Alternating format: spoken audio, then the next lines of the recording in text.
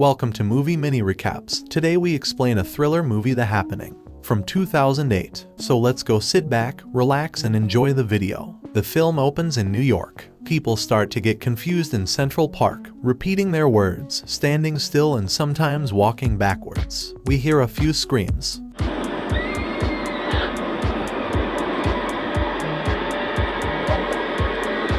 A woman reading on a bench takes her silver chopstick-style hairpin out of her hair and stabs herself in the neck with it.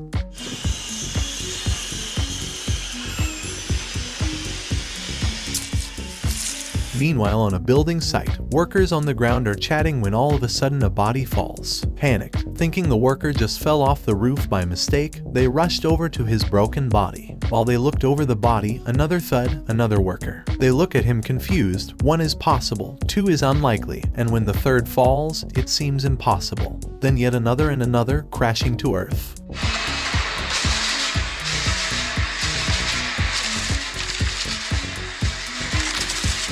When they look up, they see many running off the edge, apparently by their own will, looking completely calm and sure of their actions. In the next shot, we see a science teacher named Elliot Moore talking about the event science cannot explain about thousands of disappearing bees.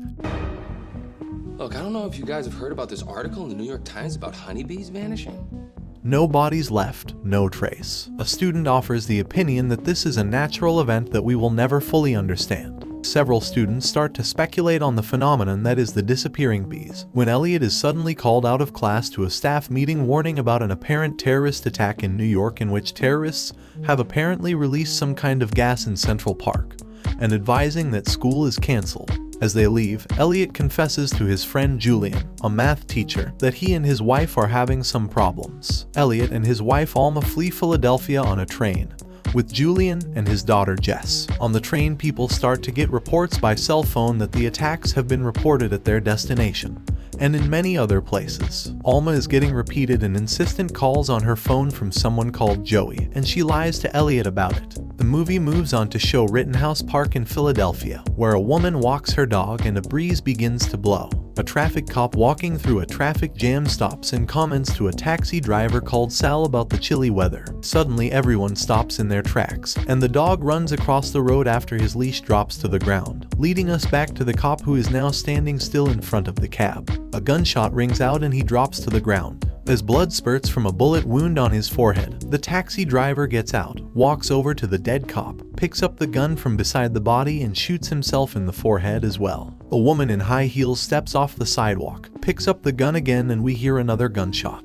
The train ends up leaving Elliot, Alma, Julian, Jess, and all the other passengers in a small rural town, as the conductors have lost radio contact with everyone else. At a diner, they see a newscast that suggests the suicides are not caused by a terrorist attack, but by a natural phenomena. A reporter says that the toxin switches off the part of the brain that keeps us from harming ourselves. Julian has by now lost phone contact with his wife and starts to panic as some lady shows Elliot a YouTube-type video she was sent on her iPhone, showing a man walking into a lion's den at a zoo and taunting the lions with his hands to try to get them to attack him. Julian finds a lift with some people heading to Princeton. He leaves Jess with Elliot and Alma. When he gets there, Princeton is also infected, and there are dozens of people hanging from trees over the road. The driver of the car crashes deliberately into a tree at high speed, and Julian slashes his wrists with broken windscreen glass and dies. Meanwhile, Elliot and Alma decide, along with everybody else, to flee for the state line with Jess, as the attacks seem only to be affecting the Northeast US. A nice couple who run a plant nursery offer to take them in their car. The man suggests to Elliot and Alma that the toxin is produced by plants. He explains the way plants can communicate with other plants, and the way they can release chemicals to get rid of specific pests. While trying to reach the state line, they see bodies ahead in the road. Turning back, they meet many other cars, all converging on a country road junction. All report bodies back the way they have come. Organized by an army private, they abandon the cars and strike out on foot, heading for a small remote housing development one man who happens to be a realtor knows about. It's new and small and not on any maps except local ones, so they hope it will be safe from the terrorists since it appears they are focusing on large cities and roads. From the junction, one group leaves immediately, but most take a minute to get things from their cars. So walking across the fields, they are in 2 groups. The smaller group, with Elliot, Alma and Jess, is in front. The larger, including the soldier and the plant couple, is behind them by 3 or 4 minutes. This larger group gets infected, and the soldier becomes delusional. Then Elliot's group hears the gunshots as one by one they use the soldier's gun to kill themselves. Elliot starts to believe that it is indeed the plants, and that the toxin is triggered by large groups of people. He yells at everyone to split up into smaller groups, and the group peels off into 3 smaller groups. We're children in that. Elliot, please tell us what to do! I need a second, okay? Why can't anybody give me a goddamn second? All running away in different directions. Alma tells Elliot that if they are going to die, she wants to tell him something. One night, when she had told Elliot she was working late, she actually went out for tiramisu with Joey from work. But that's all that happened. After walking for a bit, Elliot counters with the fact that he finds the girl who works at the local pharmacy very attractive.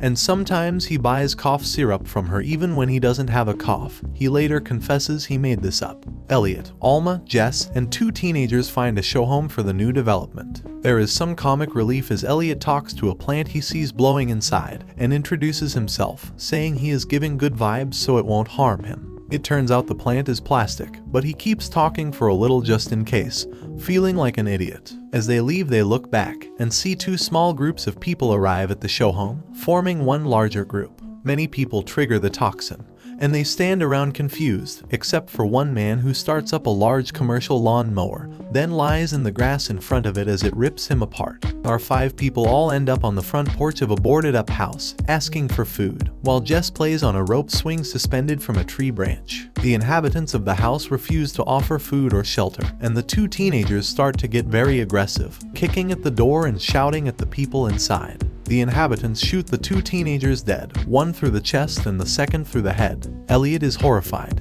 Elliot, Alma, and Jess move until they find an old house with no power, which they think is abandoned. A spooky old lady lives there, who chooses to remain out of contact with the whole world. She doesn't want to know about the event in the outside world. However, she gives them supper and a bed for the night. We see a newscast discussing the toxin. A scientist is suggesting that judging from the severity and number of the attacks, and assuming some similarities to other kinds of natural toxins like ocean algae, the attacks will peak at 9 AM the next day, and very quickly fall away to nothing following that. In the morning when Elliot wakes up, the old lady tells him that he, Alma, and Jess have to leave. Thing? No, ma'am, we're not. Plan on murdering me in my sleep? What? No! She then goes outside into the garden, pauses, and starts walking backwards. The toxin has affected her. As Elliot cowers inside the house, the old lady walks around the porch and headbutts the walls, and eventually the window, leaving glass splinters in her face and eye, and also letting in the wind. Elliot runs through the house trying to find Alma and Jess. He can hear them, but can't locate them. He thinks he hears them in the cellar, but when he goes in, he is alone. Alma and Jess are actually outside in an old stone spring house. A speaking tube between the spring house and the cellar has transmitted their voices as clearly as if they were right next to Elliot, and Elliot can talk to them through this. He explains that the toxin now seems to be set off by even one person alone. Elliot decides that if he is going to die, he doesn't want to die alone. They all leave their safe hiding places and walk into the middle of the garden and hold hands. The wind blows. Nothing happens. It had ended. 3 months later, and they are all living back in Philly. Jess is off to school by bus. Alma is doing a pregnancy test. It's positive, and Elliot hugs her and looks delighted. On the TV is a scientist warning that the event was like a red tide, the first sign that the planet is rejecting humans as pests. The host says that if that were true, it would be happening in other places. Cut to the gardens at the Jardins du Louvre in Paris, France. 2 guys are walking discussing plans for after work that evening. A distant scream, everyone stands still. Another guy says, "Oh my god."